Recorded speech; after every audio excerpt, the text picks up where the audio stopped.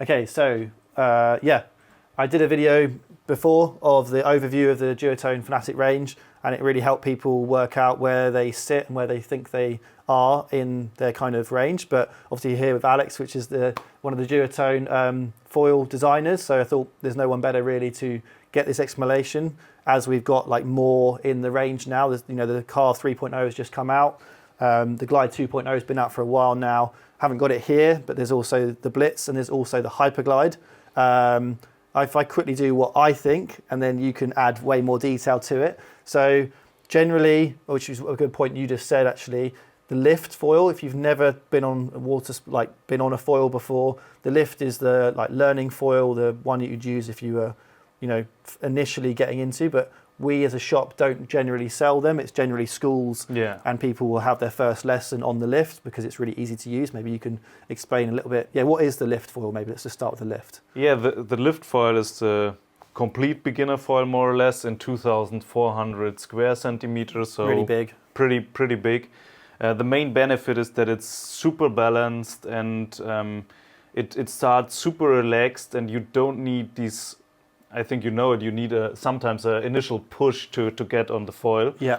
And don't need it on the lift. So you can focus on your wing steering. You stand on a big board. Yeah. And it's a slow but constant takeoff, more or less like riding an automatic car. Yeah. So maybe if you've got you're in a family, maybe you already can wing and you want to get other people in your family into winging, you've already got a Duotone mast. Maybe that's actually quite a good thing for people to have if they've got a big beginner board, is to how to help people into foiling. Yeah, and with the high surface area, it also starts pretty soon, so you can really ride it in low winds. Yeah. It's not super exciting for sure, because it's not getting too fast, because that would be the wrong ability to have for a beginner foil to be super fast. Yeah. But you can, when you want to be one of the first persons on the water, it's also an option.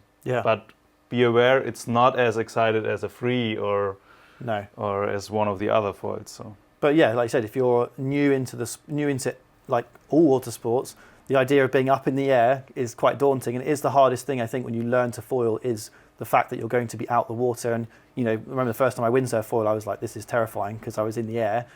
You want to be slow, you want to be in control, and I guess that's where the lift sits. So what's the aspect ratio of the lift? Because some people want to know about that. I think is it low aspect? It's low aspect. It's around 5 something. I don't have the exact number in mind. It's but low. The larger foils of the free are around 6. Yeah. Yeah. So the 2000, for example, the 1750. The lift, I think. The lift is the lowest aspect ratio. Yeah. So next, in terms of aspect ratio, but also where I would direct customers if they came into the shop, would be the Aero 3. This is the Fanatic one, because obviously they rebranded. I don't have the Duotone one with me right now, but it is the same foil. It comes in a very big range of sizes, but I always describe this as the mid-aspect foil that does like everything, and it's the easiest to use, I would say. What are your sort of thoughts on it? And you explained it really well a minute ago. It's a super all-around foil. You can do with it more or less everything. It will be there over a long period during your wing foil journey, more or less. It rides super controlled over different speed ranges. You can use it in different sizes. Depending on the wind, it does everything more or less, and it does everything. You can jump with it. You could also go in small waves with it. You can learn your tags and jibes easily because it goes nicely through the turns.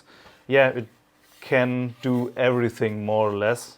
But it's good at everything. Yeah. But for sure, it's not the highest speed foil. No. And So this was kind of, for me, was the replacement of the original high aspect, which was the sort of first foil that Duotone, like the major one that sort of took off when winging took off. Being a mid aspect, it covers all the bases. So if you're unsure, because all the other foils are a bit like, I don't know, maybe a bit too confusing or a bit too specialist, this is the one to go for. And I still do recommend this. And I don't think this is going anywhere. We've, The range, I think, is actually increasing, I believe, with some other constructions. Don't know when they're coming out, but there will be a glass construction to have a lower price level to go into the sports when you want to have a duotone foil. What I really recommend. Yeah, but basically, like, we're already happy with this foil. It's not going anywhere. So don't feel like just because it's an older foil and just because it's the aero free, like it is the best all round foil, and you can't really go wrong with this foil. And the glass version will only be there in 1500, 1750, and 2000, and there's also a glass version of the Lift. Yeah, so it's more like the entry package to get you on the water. If you're using aluminium mast, you know, it's a slightly cheaper way to get on the water. For sure, it's a bit heavier than the carbon version. Yeah. But it does it all more or less the same. Yeah. Good bang for a buck. So. And then how I describe it to customers is where do you want to go with your foiling? Once you kind of, like you said, if you feel like the free is now, you're landing all your tacks, you're landing all your jibes, which I think this is the easiest one to learn those on. We haven't really mentioned that. This is the one that kind of stays up the easiest. So when you're midway through a tack, you know, that's kind of where people, they feel like they're really progressing with their winging when they can do those things, the jibes and the tacks without falling in. And yeah, maybe you're looking for more sensation, more speed, or maybe you want to start going into waves. That's where I start then directing people to these other foils. Yeah. Maybe I would usually recommend, a lot of my customers are kind of, once they've gone off this, they're kind of more comfortable. I would say maybe the Glide. I'd say in my head, the Glide is like a really high performance flat water free ride foil, but it starts, well, it's also the one that gets you into pumping and like downwinding. And again, I think it's probably because of our conditions. The Glide is the next one I kind of recommend because we don't have big barreling breaking surf. We have unbroken swell. And yeah, people want to start getting more glide. They want to start getting more speed. But yeah, do you want to sort of talk about from your position? This is a 2.0, which has been out now for a few months. And yeah, definitely the evolution of where I'm using this the most, I would say at the moment, because like I said, because of our conditions. Yeah, me too. I like it. Yeah. What do you tend to use it for? Yeah, like you already mentioned, it works pretty good if you want to hover around. It gets also more speed than the free. For sure, it's a bit more locked due to the higher aspect ratio, but that also helps to be comfortable on this foil. It has a great pumping ability. Yeah.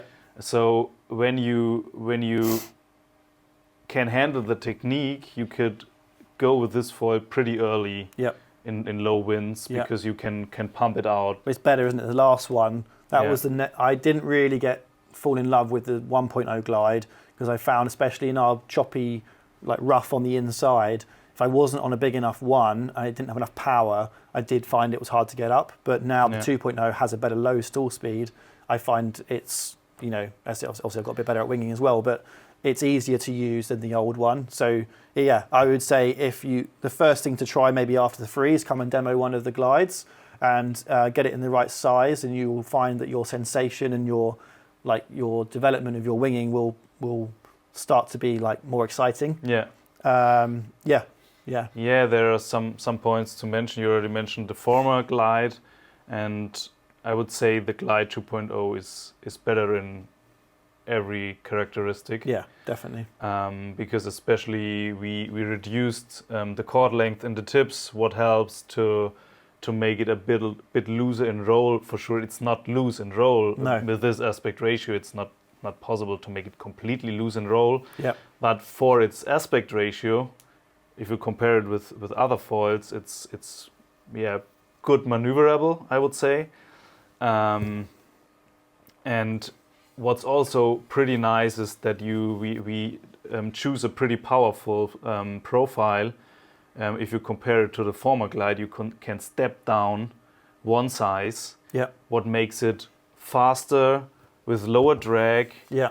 More maneuverable. So it's an awesome foil. Yeah. And you can also use it to go into downwind foiling. Yeah. When you want to try it the first time, Because once it's up, it just goes. Yeah, I would really recommend for small bumps or something like that. It works pretty good. And when you want to ride big as well, you can size down until a 620. Yeah. Which also works awesome Yeah. in higher surf or larger surf. So I love this with mid-length. The right size, mid-length promotes that early lift, helps you get that glide, which is what the glide is. Whereas like the older boards, like the Sky Freeze and things like that, they were rounder with more rocker. They also maybe were why the original Glide didn't get up so early. But yeah, I remember being in Cornwall when this was just before this was released. That like this combination, the Skybrid, this. And yeah, ideally a D-Lab wing was just insane. Like I like winging in very mediocre conditions. I think a lot of people wing in those conditions where the wind's a bit lighter, the waves aren't amazing, but this gives you that sensation. But also like downwind foiling with the SUP, like the Glide is still obviously there is the Hyper Glide we should mention, but the Hyper Glide is really like quite high performance. That's radical. That's a high performance race downwind foil. Yeah. Which we designed together with the Spencers. You only have a 680 and a 880. Yeah. So you're already in a different range size wise. So I would nobody recommend to start with a Hyper Glide. No. The downwind journey. So what size would you say to start with the Glide if you were getting into downwind SUP? Depends really on the weight. Okay. When you're higher weight, you could really start with the 1350. Yep.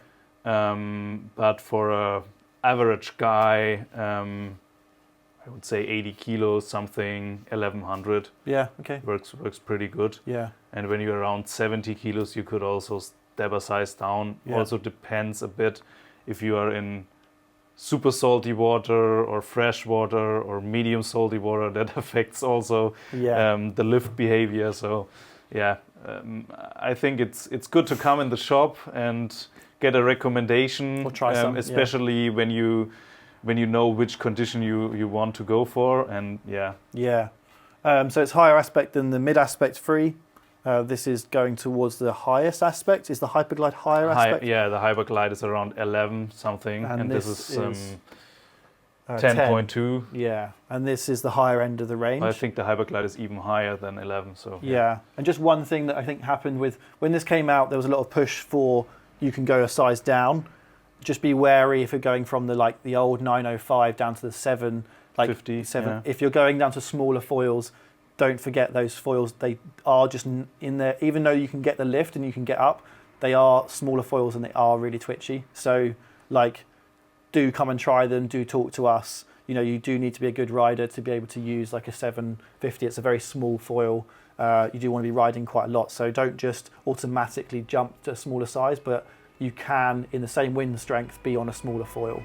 It's just one little consideration. So we were sort of saying, I use this in waves, but because our waves aren't really proper waves, they're not barreling. Not so powerful, not so steep. Yeah. Then it goes to the Carve or the Whizz. Yeah, it depends a bit. They have a Well, I guess different. The Whizz, I guess what we said earlier in the video about the new foil, the Whizz doesn't really work too well in big barreling waves either. Yeah. So I guess we could maybe move on to the Whizz as like the kind of another option to the Glide if you're in the small to medium sort of size waves. Yeah, it has a super low stall speed. Yeah. Is very loose in the roll axis. That's due to the dihedral shape. So the tips are pointing up. Yeah.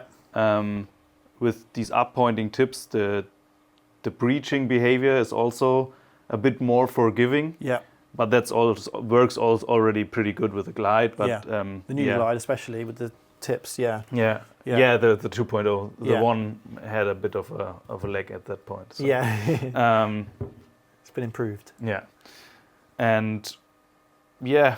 So it was originally a prone foil, but a lot of people are using it winging because it's really fun and small bumps. It's got a really good feedback with the pump. I find it's probably got maybe the Carve's got the same sort of similar feedback, but it's a really easy foil to pump. Mm. And I found it actually really easy to tack and jibe when I was winging because it has that low stall speed. You kind of can get away with with making mistakes, or if the wind drops or whatever, it carries on through. So it is still a really fun wing to foil to wing with. Yeah. But I think it really comes into its own in small, prone foil conditions. Then also, like sup foiling, maybe in waves. For sup foiling, I would really go a size bigger. Yeah. So the 1200 or even the 4050 is mainly designed for sup foiling because it for normal proning, if the wave has a bit of power, even the small waves you have here, the 1450 is already too big, more or less. Yeah. So you can go sub foiling with it to go into it, or if you're a heavy guy, that's also an option. Yeah. For starting with proning or something like that, I would more recommend the 1200 or the 1000. Yeah. Only one thing to mention: if you want to use the Glide 2.0, more wave dedicated, then you could also choose the S stabilizer, which loosens up the complete behavior a bit. So it works a bit better for wave riding. If you're more into a faster ride, I would go to the P stabilizer. Yeah. And if you need the pump ability for the Glide, you use the stock H stabilizer. Yeah. So only a little bit to the stabilizers. Yeah. Just quickly on so it's a prone, it's sort of a standalone foil. It's a higher aspect foil than the Aero 3, but it is quite different. You can see by its shape, it's quite unique. I personally, for me, I don't recommend this so much for winging. I find that when you load this foil, because of its crazy sort of shape, when you load this foil and you're leaning against it, I find this foil doesn't sit so comfortably. Like going upwind, it works really well when you're prone foiling and you're basically using the foil flat, but you don't have load from you pulling with the wing and you're not leaning against anything. Obviously, when you're prone foiling, you're leaning against the board, but all the pressure on the foil is direct through the mast on the foil in the right place. But when you're winging, your body weight's somewhere else, and your load is kind of like windsurfing. Your load is hitting it all at a different angle, and I think that's what makes the Whizz sort of not free ride so comfortably. But it's not designed for that. So no, it's a prone foil. It's a surf foil. It depends a bit on also what you like of a foil, and I think the Whizz is the most, I would say, controversial product in the range. There are more or less, we already talked about that yesterday, there are not that many different opinions than I like it or I like it not. So nothing in between. But it's also worth it to give it a try because it's a different riding behavior, and it's also exciting to try something new. If you're a little bit bored of the standard riding behavior, it could be something for you. And give it a try. The only thing to mention is that it's not the fastest foil. So when you have, for example, larger, doesn't feel fast. Doesn't feel fast. It is. Especially for faster waves. That's more. I came more from this direction. Especially when you have steeper, more powerful waves, it could feel a bit uncontrolled.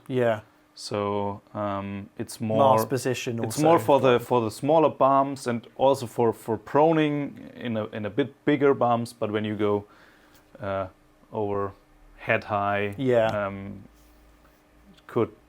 depends on the conditions. I find stabilizer length really helped me control this foil, and now it's coming into its own. Fuselage length, you mean? Fuselage length, I absolutely love. I really, really love this foil now.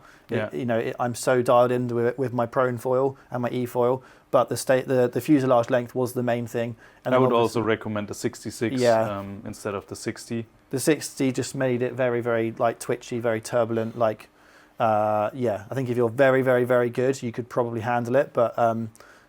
I wouldn't say I'm a bad foiler, and I found it very hard work, and this just made it so much more smoother, and I still felt like I was as radical as I was before, but just in control, which is really important when you're foiling, to feel like you're in control.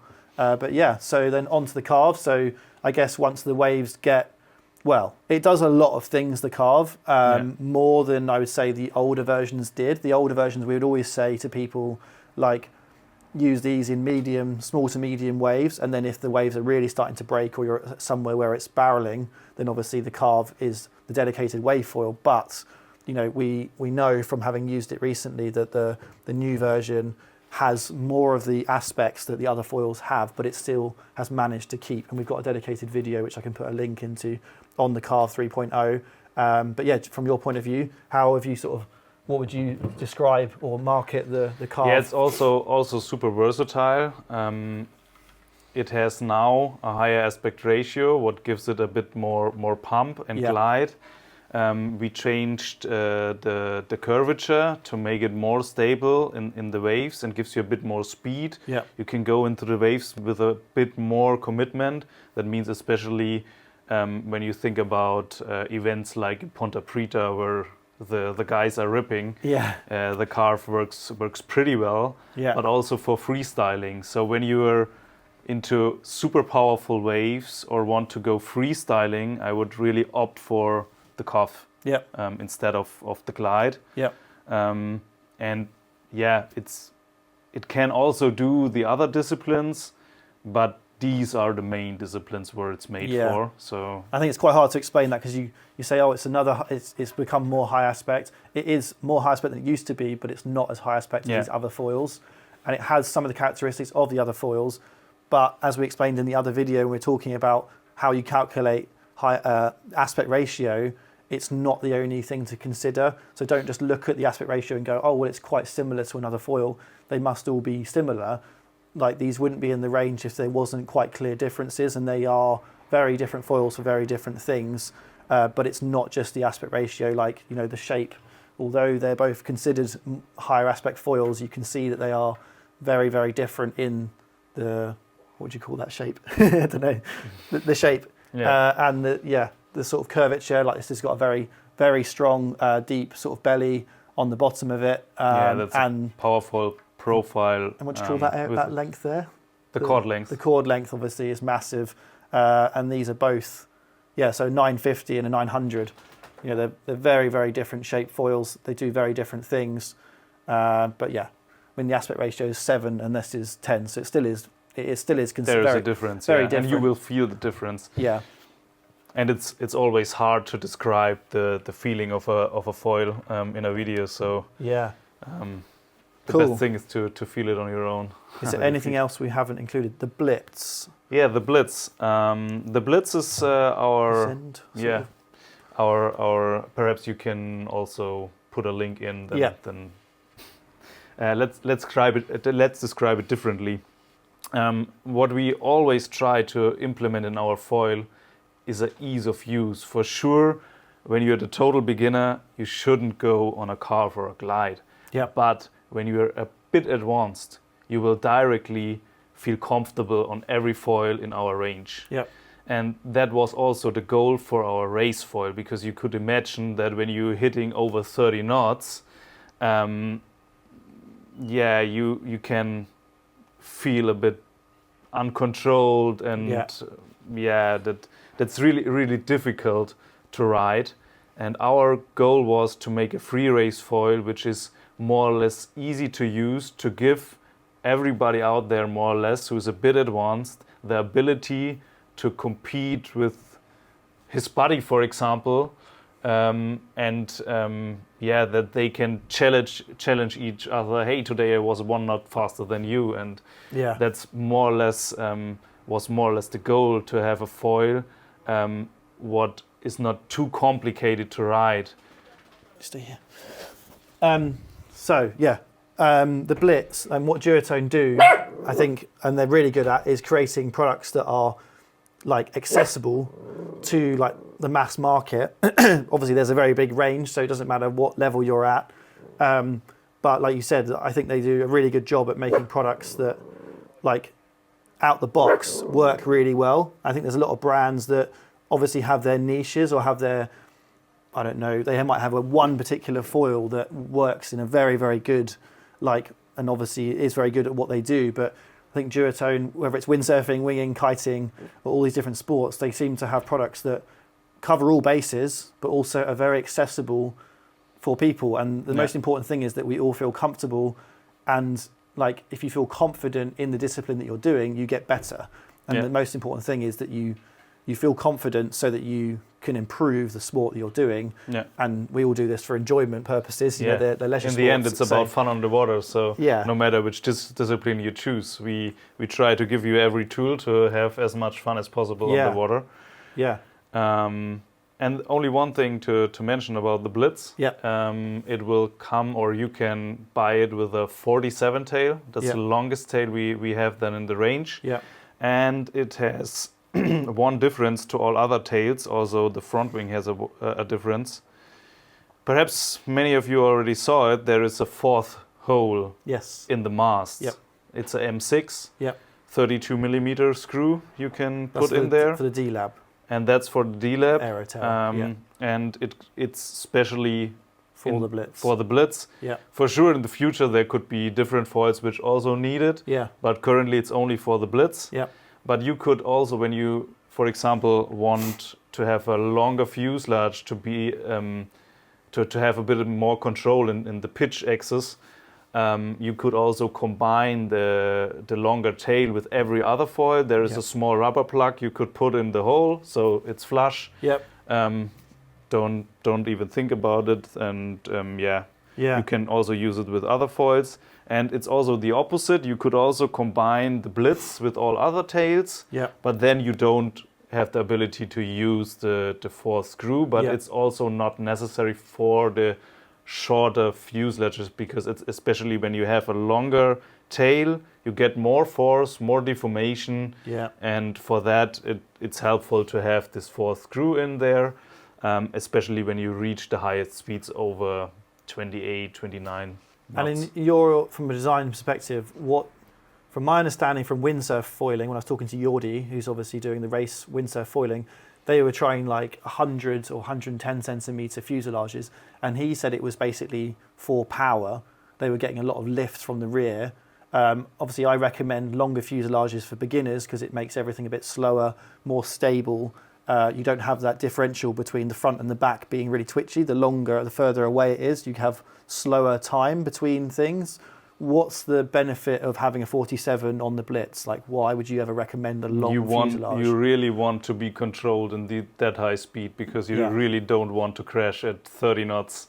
The water could be really hard then. Yeah. So control. It's really about the control. Yeah. What gives you the confidence to push to the limit. Yeah.